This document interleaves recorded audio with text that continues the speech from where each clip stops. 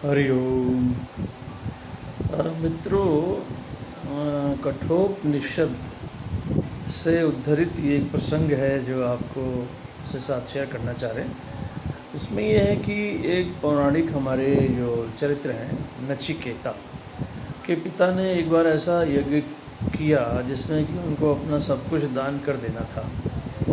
तो सब कुछ दान कर रहे थे, तो वो दान करते समय कुछ ऐसी गौओं को भी उन्होंने दान कर रहे थे कि जिसमें अब बूढ़ी हो गई थी, जो दूध वगैरह नहीं देती थी, और कुछ इस तरह का भी उन्होंने दान दिया। तो नचिकेता देख रहे थे वहाँ पर। उन्होंने पिताजी से पूछा कि पिता, आपको सब कुछ दान देना है, तो मन में तो उसके प्रश्न ये था कि जो गौएँ मतलब अभी दूध नहीं दे रही हैं, इस तरह की गौओं के दान करने से क्या पुण्य मिलने वाला है, ये उसकी समझ में नहीं आ रहा था। तो उसने पूछा कि अच्छा पिताजी, ये बताएं कि आप मुझे किसको दान देंगे, क्योंकि आपको तो सब कुछ दान करना है। तो पिता ने उत्तर नहीं दिया। फिर 2-3 बार घूम के उसने इधर उधर पूछा सेम सवाल दोबारा। तो पिता ने गुस्से में कहा कि मैं तुझे मृत्यु को दान कर दूँगा।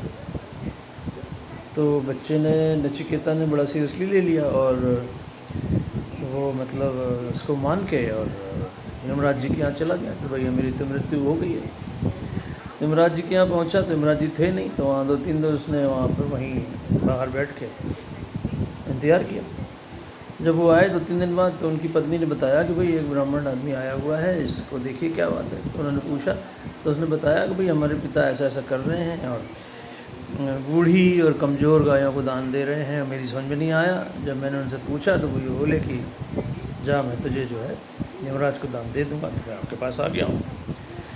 तो उन्होंने कहा कि हो, तो अभी तो खैर मतलब समय नहीं हुआ वगैरह वगैरह, तुम्हारा यहाँ तो अभी नहीं मैं तुमको ले पाऊँगा। और बहुत समझाया उसको कि ऐसे नहीं होता है। तो वो तो एकदम अड़ गया और उसने कहा कि नहीं नहीं, हमको तो जो है अभी जो है मतलब मोक्ष चाहिए और हम उस झंझट में नहीं पड़ना चाहते, और हमें आत्मज्ञान, ब्रह्म ज्ञान प्राप्त करने का तरीका आप मुझे बताइए और हम वहाँ जाके क्या करेंगे। तो उन्होंने बहुत समझाया। तो फिर वो बोले कि चलो भाई, चलो मैं चला जाऊँगा, लेकिन आप ये मुझे बता दो कि ये ब्रह्म ज्ञान और आत्मज्ञान है ना, जिससे मोक्ष की प्राप्ति होती है, मोक्ष कहूँ या मुक्तावस्था कहूँ, योगी लोग उस निर्वाण की अवस्था बोलते हैं, कैवल्य भी उसी को बोला जाता है। तो ये हमको कैसे प्राप्त होगा, ये हम आपको समझाइए। यमराज जी ने उनको बहुत प्रलोभन दिए, ये ले लो, वो ले लो, सब कुछ ले लो, लेकिन ये ज्ञान मत लो, ये ज्ञान बहुत ही जो है गूढ़ ज्ञान है, ये सब लोगों के मतलब उसका नहीं है। बहुत ही योग्य लोगों को मतलब जो उसके लेने के योग्य हैं उन्हीं को देना चाहिए, सबको देना नहीं चाहिए।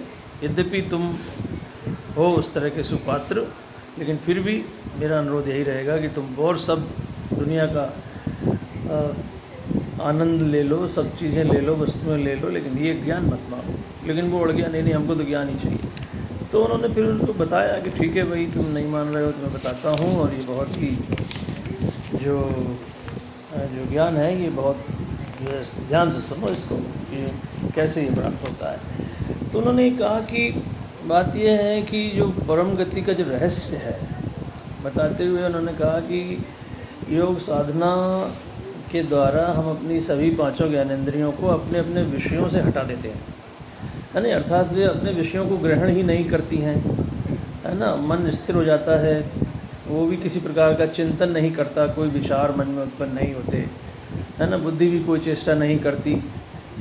शांत अवस्था में ये आत्मज्ञान हो पाता है और जिससे मनुष्य की परम गति होती है। और ये सब बताते हुए उन्होंने कहा कि योग के माध्यम से, ध्यान साधना के माध्यम से आप इस मार्ग की तरफ आगे बढ़ सकते हैं। और प्रयास इस बात के करने चाहिए कि आप आपको कोई भी कामना न रहे, है ना। किसी भी तरह की कामना न हो। इवन मोक्ष प्राप्त की भी कामना ही है। तो कामना किसी भी ज्ञानेंद्रियों के माध्यम से हम तमाम कामनाएं करते हैं, वो भी न रहें। और ये जो मोक्ष प्राप्त की कामना है, ये भी कामना की ही श्रेणी में आती है। और चूँकि काम्य विषयों में व्यक्तियों की आसक्ति होती है, इसीलिए वो ईश्वर की प्राप्ति नहीं कर पाता है। और जब उसे ये सब कामनाएं उसकी नष्ट हो जाएंगी तो उसको ब्रह्म की उपलब्धि हो जाती है और वो अमर पद उसको मिल जाता है। इस तरह उन्होंने कहा कि पूरा जो वेदांत है इसका यही एक आदेश है कि किस तरह से व्यक्ति अमर हो जाए और उसको मतलब इस बार बार के जन्म मृत्यु के का जो ये झंझट है इससे मुक्ति प्राप्त हो जाए।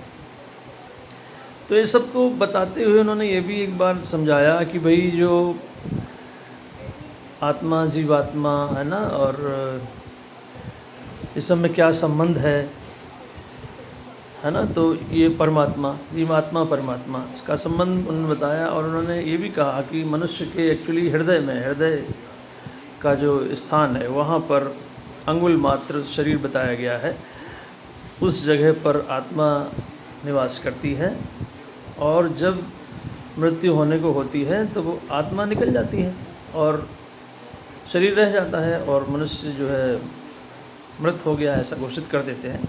तो बात यह है कि उस हृदय से 101 नाड़ियाँ निकली हुई हैं। एक नाड़ी जिसे सुषुम्ना नाड़ी बोलते हैं वो ऊपर की तरफ जाती है, बाकी सब 100 नाड़ियाँ जो हैं वो उनकी अधोगति है।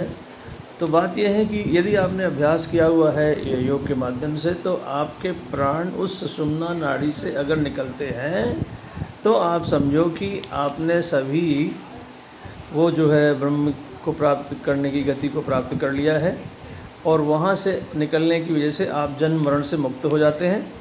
अन्यथा अन्य जो व्यक्ति हैं जिनको आत्मज्ञान नहीं हुआ है वे सब के सब जीव चेतना की अन्य नाड़ियों से निकलकर अपने अपने कर्मों और वासनाओं के अनुसार विभिन्न योनियों में अगला जन्म लेते हैं।